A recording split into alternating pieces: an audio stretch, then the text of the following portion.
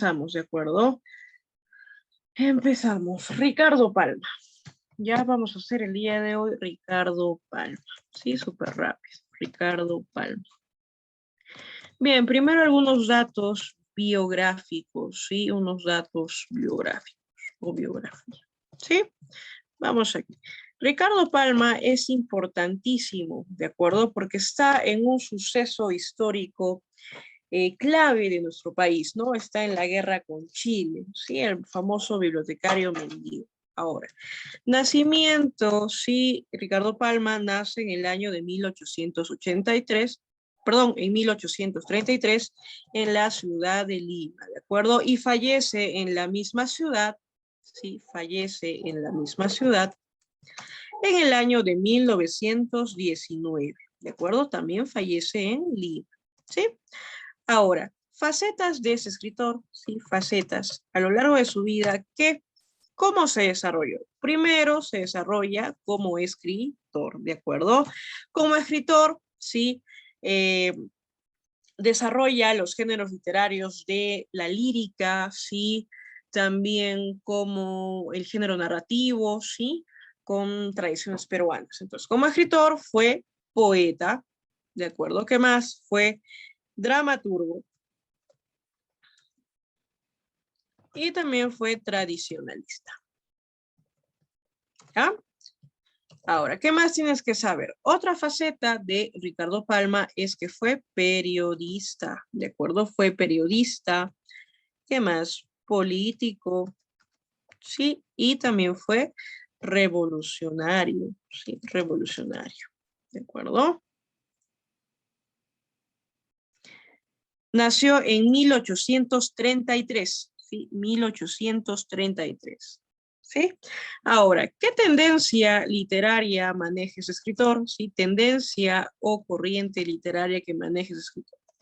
Primeramente, maneja el costumbrismo, ¿de acuerdo? Maneja el costumbrismo y también está dentro de la corriente literaria del romanticismo, ¿sí? Romanticismo. Ahora, mejor libro de Ricardo Palma. ¿Cuál es el mejor libro de Ricardo Palma? Tú ya lo conoces, Tradiciones Peruanas, ¿de acuerdo? ¿Cuál es el mejor libro de Ricardo Palma? Tradiciones Peruanas, ¿ya? Ahora, Ricardo Palma también perteneció a un grupo literario. Este grupo literario se llamaba La Bohemia de mi tiempo. Grupo al que Ricardo Palma perteneció se llama La Bohemia de mi tiempo, ¿de acuerdo? La Bohemia de mi tiempo. Ahora, apodo de Ricardo Palma, básicamente lo conocemos como el bibliotecario mendigo, ¿sí? ¿Por qué el bibliotecario mendigo? ¿Qué sucede? En la guerra con Chile destrozan la Biblioteca Nacional de nuestro país, ¿de acuerdo? Es más, él pierde una obra valiosísima, Los Marañones, que básicamente esta novela, esta obra, era sus memorias, ¿no? La pierde porque atentan también su casa y luego del desastre, Ricardo Palma empieza a recuperar poco a poco la poca información que nos quedaba, ¿de acuerdo? Por eso le llamamos el bibliotecario mendigo, ¿no? Y tenía un puesto importantísimo, era el director de la Biblioteca Nacional en ese año, ¿no? ¿Y quién es el sucesor de Ricardo Palma? A Manuel González Prada, ¿no? Le sucede. ¿Sí? Entonces, ¿qué más tienes que saber? ¿Dónde estudió Ricardo Palma? ¿Sí? La parte de sus estudios, ¿dónde desarrolló? Ah, en el Convictorio San Carlos. De acuerdo, en el Convictorio San Carlos. Ahora, ¿qué estudió? Derecho. ¿De acuerdo? ¿Qué estudió? Derecho. Entonces, recapitulamos, ¿de acuerdo? Vamos aquí. Ricardo Palma, ¿de acuerdo? Biografía. Primeramente, nació en el año de 1833 en la ciudad de Lima. Fallece en la misma ciudad en el año de 1919. ¿Sí? Ahora, ¿qué facetas tiene? Prácticamente 4 facetas: escritor, periodista, político y revolucionario. En la faceta de escritor desarrolla la poesía, sí, el drama, y también es considerado un escritor de forma tradicionalista, ¿de acuerdo? Ahora, ¿qué tendencia literaria maneja Ricardo Palma? costumbrismo y romanticismo. ¿Qué más? Mejor libro, tradiciones peruanas, de acuerdo. Grupo, La Bohemia de mi tiempo, apodo, El bibliotecario mendigo. Esos estudios, sí, en el Comitorio San Carlos estudió Derecho. Hasta ahí, ¿todo bien?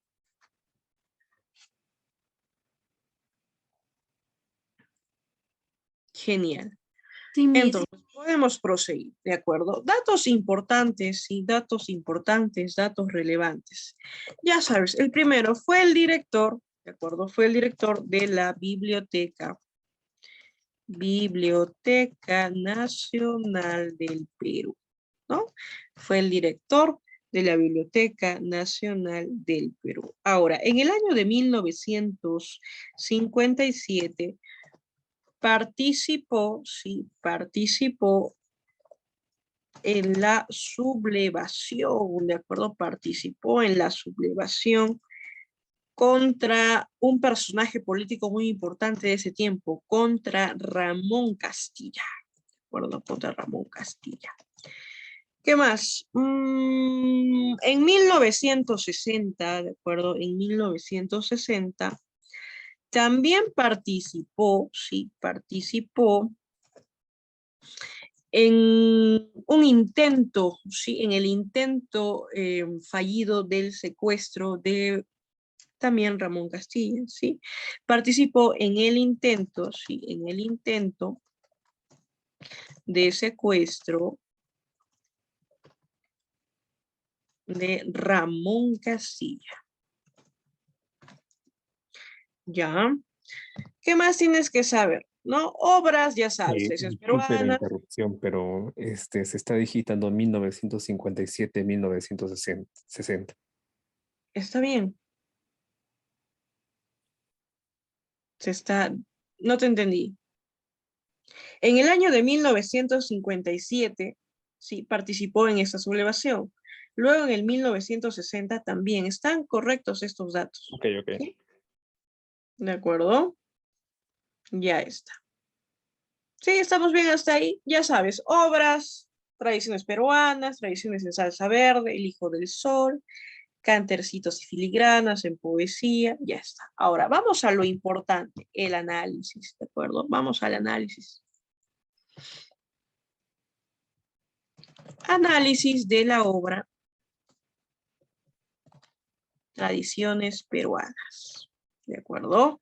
Básicamente ya sabes que para hacer un análisis se basa en la forma y el fondo, ¿no? La forma, ¿qué será? La forma será básicamente el cuerpo, la estructura de la obra, la parte objetiva, ¿de acuerdo? Y el fondo básicamente es el alma de la obra, la parte subjetiva, los temas, los tópicos. Perdone que le esté interrumpiendo, no quiero ser molesto, pero ¿no sería 1860 porque si ha muerto en 1919?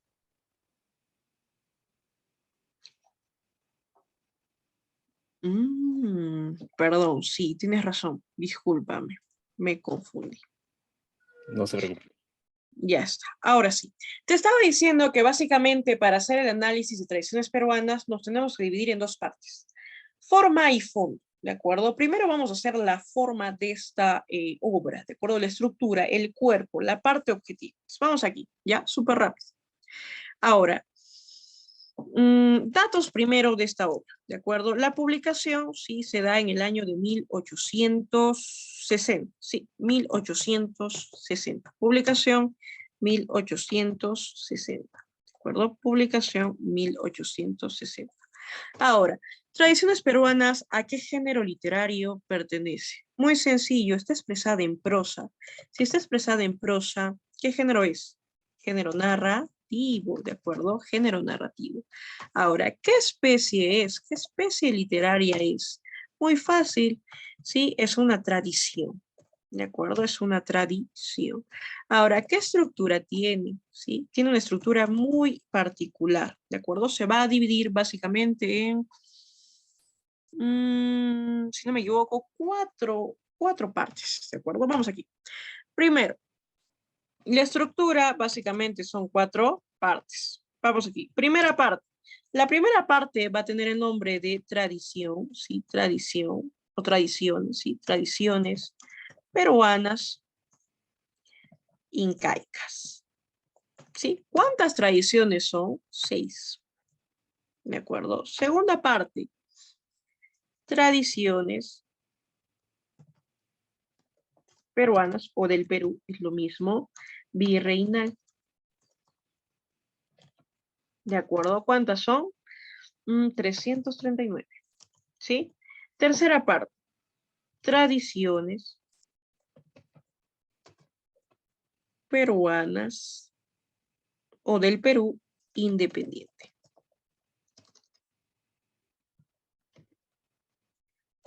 ¿Cuántas son? 43. ¿De acuerdo? Son 43. La cuarta parte tiene el nombre de tradiciones peruanas o del Perú constitucional. Claramente se ve que existe en este libro un tipo de evolución común, ¿de acuerdo? De nuestro país. Entonces, vamos aquí. La forma, ¿de acuerdo? Primero datos. Datos de tradiciones peruanas. Sí, publicación en el año de 1860. ¿A qué género pertenece? Al género narrativo. ¿Qué especie es? Una tradición, ¿de acuerdo? Ahora, ¿cuál va a ser su estructura? 4 partes, ¿de acuerdo? 4 partes. Tradiciones peruanas incaicas vienen a ser 6. Tradiciones peruanas de carácter virreinal, 339. Tradiciones peruanas o del Perú independiente son 43. Tradiciones peruanas constitucional son 49. Ahora, existe una partecita más, ¿de acuerdo? Por si acaso, ¿sí? Pero esta, básicamente, en esta parte no se puede precisar a qué periodo o a qué época pertenece, ¿de acuerdo? Entonces lo coloco así. No se puede apreciar o precisar, se puede precisar el periodo o la época, ¿sí? No se puede precisar el periodo o la época de esta quinta parte, ¿de acuerdo? Pero son 16 relatos, 16 tradiciones, ¿de acuerdo? Hasta ahí, ¿estamos bien? Bien, bien. Genial. Toma el screen, please, a esta primera parte, sí, toma la captura de pantalla, please.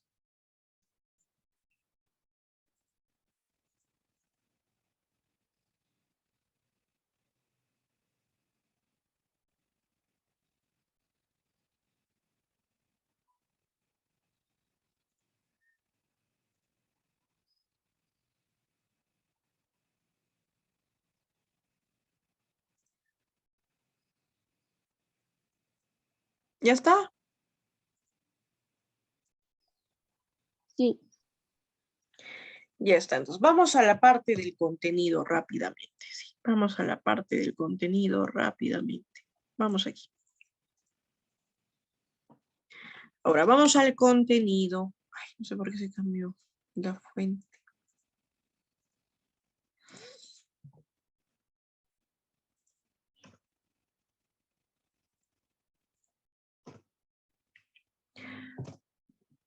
Ahora, básicamente, tradiciones peruanas es un tipo de narración histórica. Si es un tipo de narración histórica, obviamente va a narrar hechos o sucesos ocurridos en nuestro país, ¿de acuerdo? Pero recuerda, es solo ficción, ¿ya?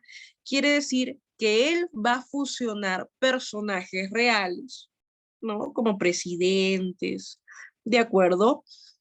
Pero va a fusionarlos con ficción, personajes reales e imaginarios, ¿de acuerdo? ¿Qué más tienes que saber? Ricardo Palma va a utilizar un lenguaje formal, también informal, pero sobre todo un lenguaje popular, ¿de acuerdo? Utiliza un tipo de uso masivo de diálogos, ¿no? Lo que le permite tener cierta intimidad con el lector, ¿de acuerdo? También podemos encontrar canciones, coplas, proverbios, ¿de acuerdo? También hace un tipo de crítica a las diferentes instituciones públicas, ¿no? Sobre todo un tipo de crítica política, ¿de acuerdo? Entonces, vamos aquí, ¿sí? Vamos aquí. Contenido. Primero existe una narración histórica. ¿De acuerdo? Existe una narración histórica. Si es una narración histórica que va a narrar hechos ocurridos en el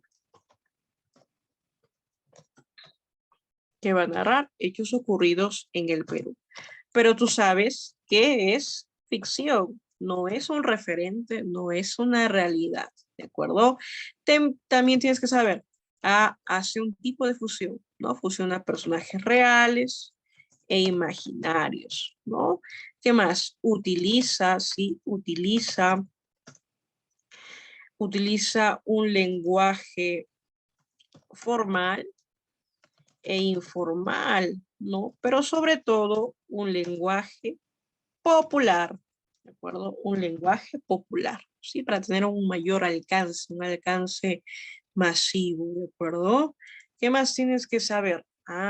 También utiliza o se da el uso masivo de diálogos, ¿sí? El uso masivo de diálogos, ¿de acuerdo? El uso masivo de diálogos, ¿no? ¿Qué le permite esta utilidad? ¿Qué le permite poseer una mayor intimidad con el lector? ¿De acuerdo? Le permite poseer una mayor intimidad con el lector. ¿De acuerdo? Eso le permite este uso masivo de diálogos. ¿Qué más tienes que saber? A ver, ¿qué más tienes que saber? También en esta obra hace un tipo de crítica, ¿sí? Hace un tipo de crítica. ¿Crítica a dónde? A las distintas, diferentes instituciones, ¿sí? De la época. ¿Sí? Hace crítica a las instituciones del Perú en esa época, ¿no? Sobre todo instituciones políticas, ¿qué más? Legislativas, religiosas, ¿de acuerdo? Ahora, tiene que tener una razón de ser para criticar a estas instituciones de un tipo pública, ¿no?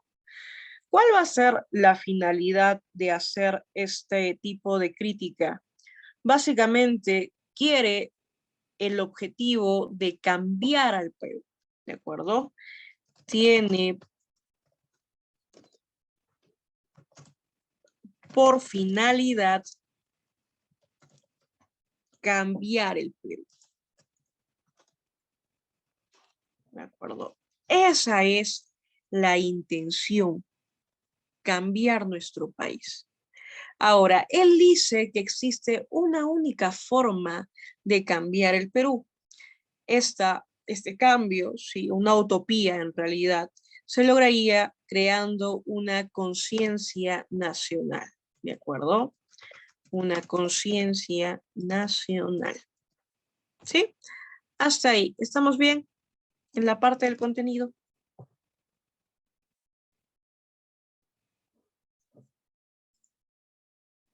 Sí.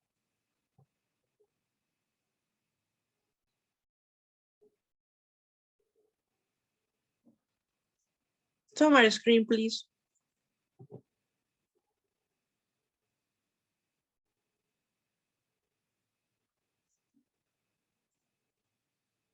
Tómale screen, tómale una capturita de pantalla.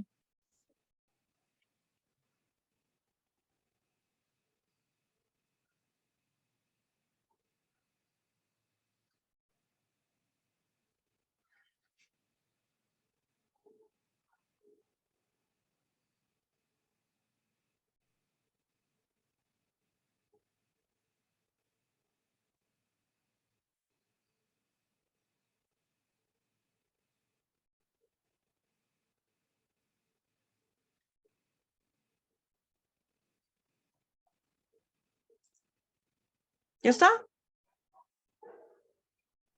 Sí. Ya está. Ahora vamos a analizar por lo menos la historia del Cañoncito, ¿de acuerdo? Al Rincón Quitacalzón también, sí, y el Alacrán de Fray Gómez, ¿de acuerdo? Vamos a hacer el análisis de esos tres, ¿sí? Entonces vamos a volar porque si no nos va a faltar el tiempo, ¿ya? Ahora vamos aquí. Entonces, iniciamos con al rincón quita calzón. ¿De acuerdo? Es una tradición. ¿Ya? Vamos aquí. Análisis, ¿de acuerdo? Análisis de... Ahí. A ver, voy a prender luces. Un segundito, please.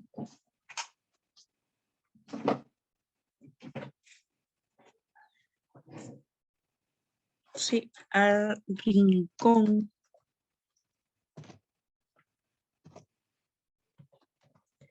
quita calzón. Vamos a la parte del contenido, ¿de acuerdo? Básicamente, prima el ingenio, ¿no? La habilidad de un infante, el ingenio de un niño, al revertir su castigo, ¿no? ¿Qué más?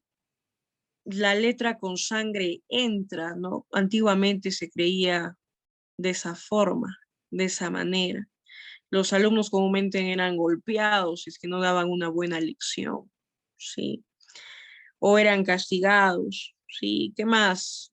Se muestra una relación diferente de maestro a aprendiz, ¿no? De maestro a pupilo, ¿sí? Y también muestra un tipo de crítica a la educación escolástica, ¿no? De ese tiempo. Entonces, a ver, dame un segundito, please. Voy a tomar un poquito de agüita, por favor. Estoy dictando literalmente todo el día. Y está que se me va la voz. ¿Ya? Ahora sí.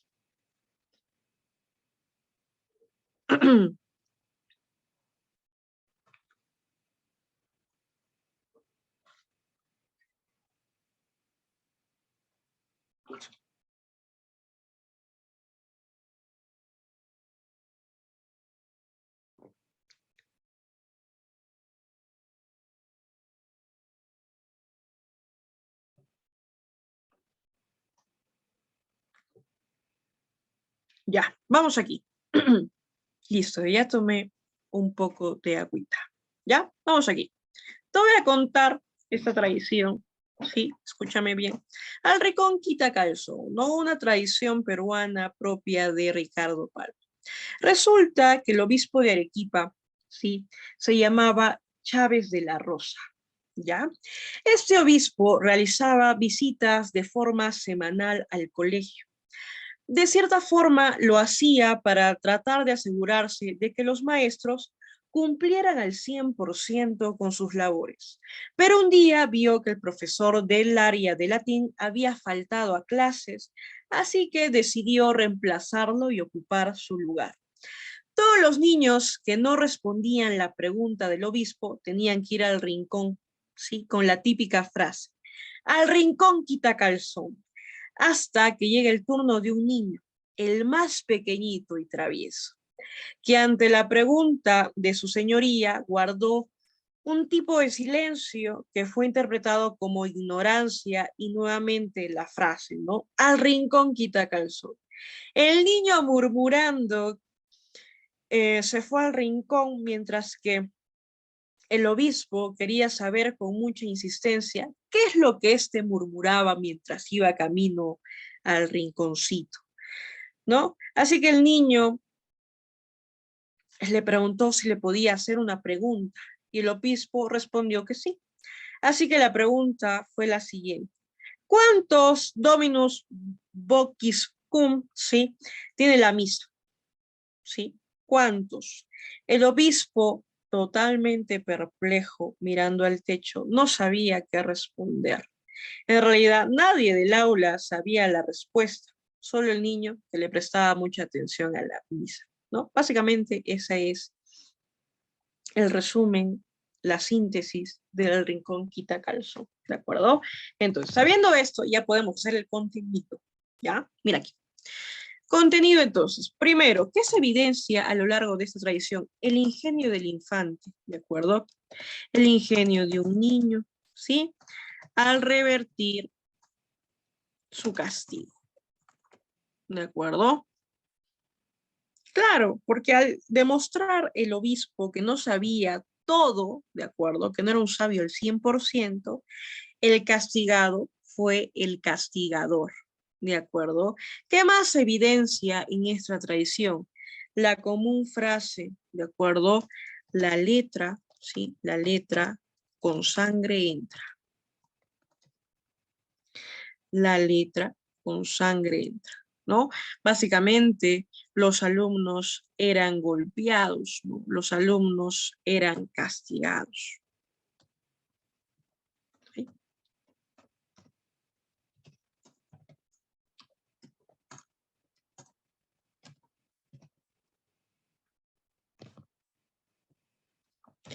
¿Qué más? Se evidencia también la relación, ¿sí? La relación entre maestro y pupilo, ¿no? Entre maestro y aprendiz, ¿de acuerdo? Claro, el profesor después de esta anécdota decide adoptar a este niño, ¿no? ¿Y qué más? Se presenta una crítica, ¿sí? Una crítica a la educación escolástica de ese tipo. ¿No? A la educación escolástica de ese tiempo. Claro, donde básicamente se tiene que cuestionar el autoritarismo de la escuela, ¿no? Y su sistema imperfecto, claramente. ¿De acuerdo? Tómale, por favor. Sí, tómale, por favor, foto. ¿Sabes quién era ese alumno? Si era un personaje real. Javier de la Luna Pizarro. Él era el alumno. ¿De acuerdo? Tómale, please.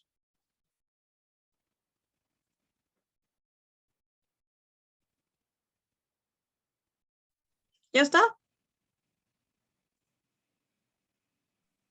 Ya está. Listo. Vamos aquí a colocarte, por si acaso, los personajes, ¿no? Básicamente los principales son los. Esto voy a colocar aquí. Personajes, ¿de acuerdo? Chávez de la Rosa, ya sabes, Chávez de la Rosa, ¿sí? Chávez de la, Chávez de la Rosa, que básicamente cumple el papel de maestro, ¿de acuerdo? Y el niño ingenuo y travieso, ¿no? Francisco Javier Luna Pizarro. ¿Sí? Tómale eso más, por favor. El alumno, el pupilo.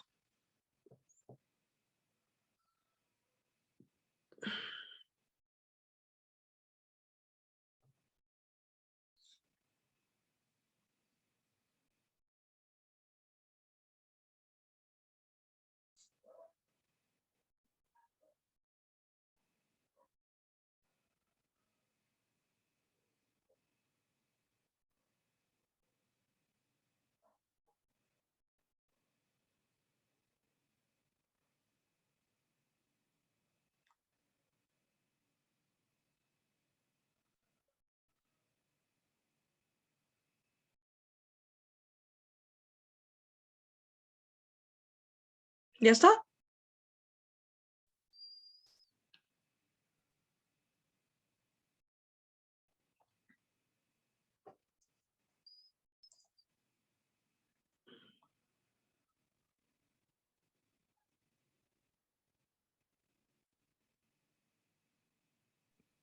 Muy bien. Ya está. Vamos con uno más, entonces. Vamos con uno más.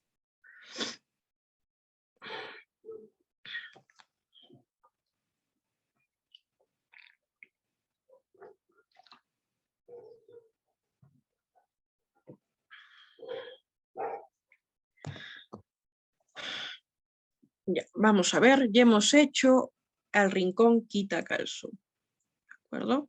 Ahora mire aquí, vamos con otro.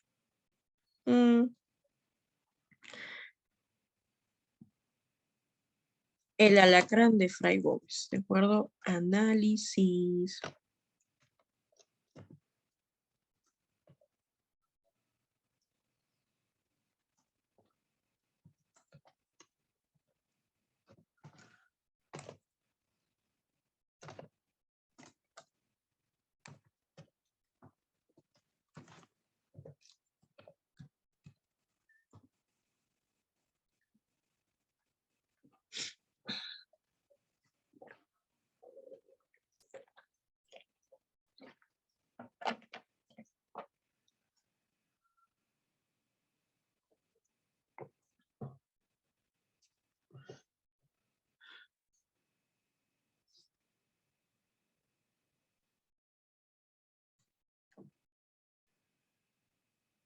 Ya, vamos aquí. ¿Estás ahí? Muy bien. Ya, vamos aquí. Mira, básicamente la tradición, sí, esta tradición del alacrán de Fray Gómez, relata la ayuda, sí, de Fray Gómez que le da a un comerciante pobre, ¿de acuerdo? Y para conseguirlo, este coge un alacrán, ¿sí? Caminaba más o menos en el marco de la ventana y hace un milagro extraordinario en transformar el animal, de acuerdo, físico, en una joya, ¿de acuerdo? Luego este se lo va a entregar al comerciante. Este comerciante pobre lo va a empeñar, ¿de acuerdo? Lo empeña esta joya por 500 duros, ¿de acuerdo? Lo que le sirve para superar esa crisis económica que él poseía, ¿de acuerdo? Luego de 6 meses recupera la joya que empeñó y este comerciante, muy agradecido, se lo devuelve al fray, al religioso, ¿no? Y Fray Gómez lo recibe y devuelve a su estado natural, a que sea un escorpión. ¿De acuerdo? Básicamente de eso trata esta tradición. ¿Estamos bien hasta ahí? Sí, ¿verdad? Todo bien. Hola. Ya está. Entonces vamos aquí con el contenido. ¿De acuerdo? Vamos aquí con el contenido.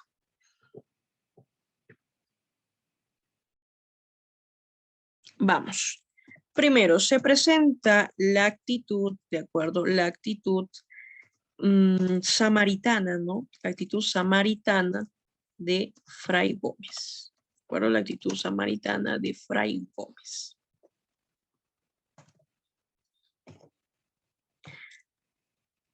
Claro, porque este religioso siempre, ¿sí? Siempre ayuda al que se lo pide, ¿no? En este caso ayudó a un comerciante pobre.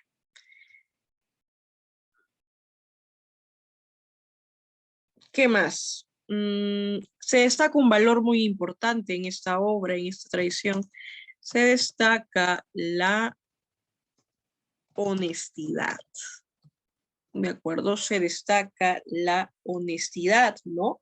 Porque al salir de esta crisis económica, le regresa al religioso su joya, ¿de acuerdo? Para que éste pueda regresar a su estado natural, ¿sí? ¿Qué más se destaca? La fe, ¿de acuerdo? Destaca también como tema importante la fe. Claro, porque la fe en realidad es lo que salva a este comerciante pobre de esa crisis económica, ¿no? Claro, se cumple un hecho extraordinario, se hace un milagro al conseguir ese dinero, ¿de acuerdo? Entonces, la fe salva al comerciante, ¿de acuerdo? ¿Y qué más? Se cumple un milagro extraordinario.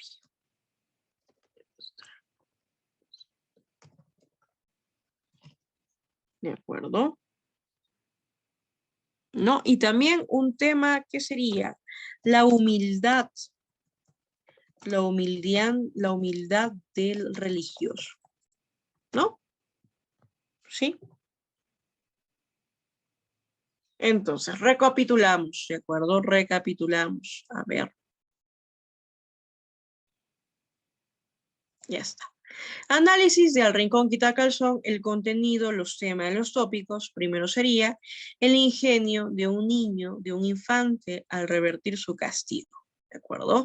¿Qué más? Se aprecia lo que comúnmente se escuchaba generalmente antes, ¿no? La letra con sangre entra. Básicamente en esa época los alumnos eran maltratados, castigados por sus maestros, por sus docentes. ¿Qué más? Existe también una relación de maestro a aprendiz, ¿no? De maestro a pupilo y también existe una crítica hacia la educación escolástica en donde básicamente se cuestiona el autoritarismo de la escuela de ese tiempo, ¿no? Y su sistema que era claramente totalmente imperfecto, ¿no? Ahora, en el alacrán de Fray Gómez, ¿cuál va a ser el contenido? Primero, la actitud samaritana de Fray Gómez, ¿no? siempre ayuda este religioso al que se lo pide. ¿Qué más se destaca? La honestidad, ¿no? Un valor incalculable. ¿Qué más? La fe. La fe básicamente es quien salva al comerciante de esa crisis económica.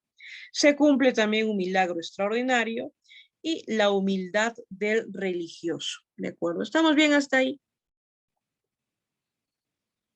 Todo Sí, bien. genial.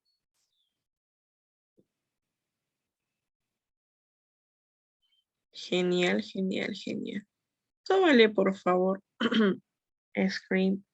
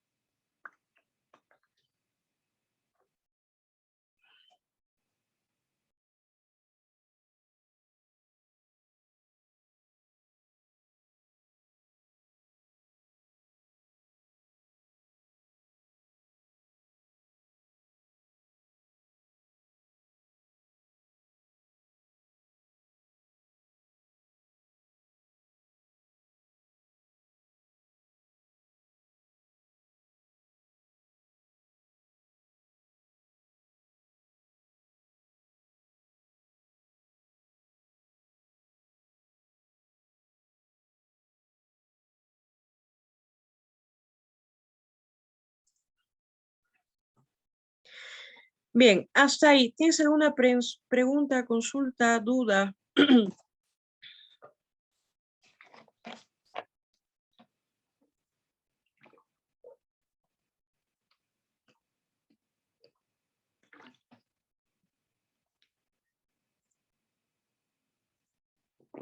¿Todo correcto? ¿Todo bien? ¿Los demás? ¿Todo bien? Ay, Dios, mi garganta.